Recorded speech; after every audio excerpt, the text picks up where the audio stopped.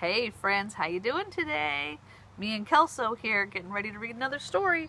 Today I've got the true story of the three little pigs. You guys ready for this? Okay, here we go.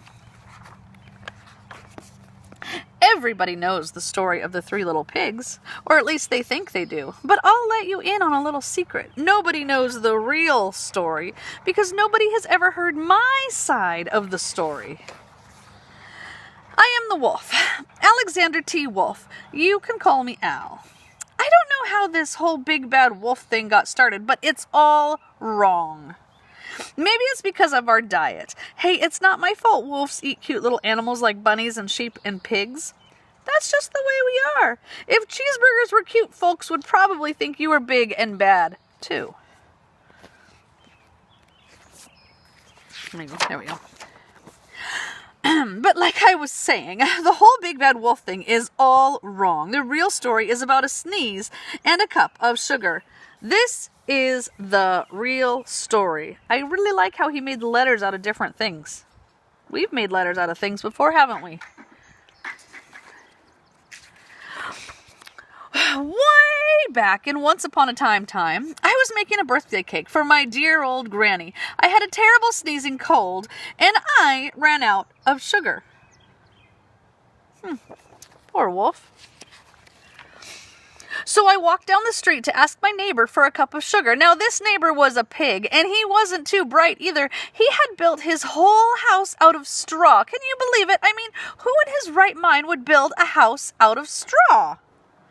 I don't know. So, of course, the minute I knocked on the door, it fell right in. I didn't want to just walk into someone else's house, so I called, little pig, are you in? No answer. I was just about to go home with a cup of sugar for my dear old granny's birthday cake.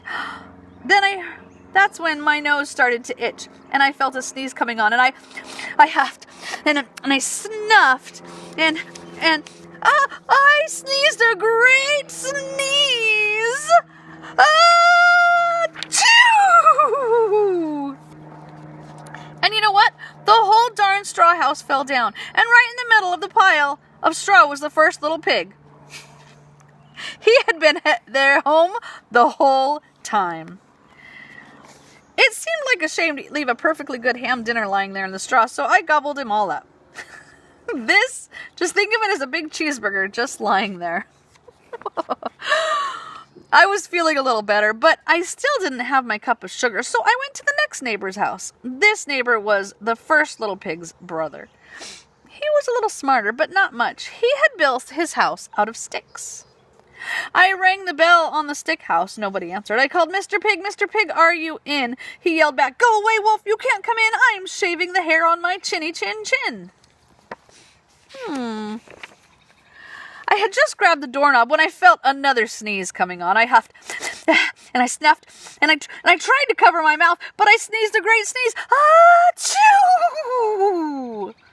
And you're not going to believe it, but this guy's house fell down just like his brother's.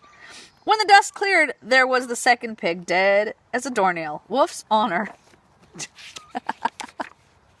Now, you know, food will spoil if you just leave it out in the open. So I did the only thing that there was to do. I had dinner again. Think of it as a second helping. I was getting awfully full, but my cold was feeling a little better. And I still didn't have that cup of sugar for my dear old granny's cake. So I went to the next house. This guy was the first and second little pig's brother. He must have been the brains of the family because he had built his house out of bricks. I knocked on the brick house, no answer. I called, Mr. Pig, are you in?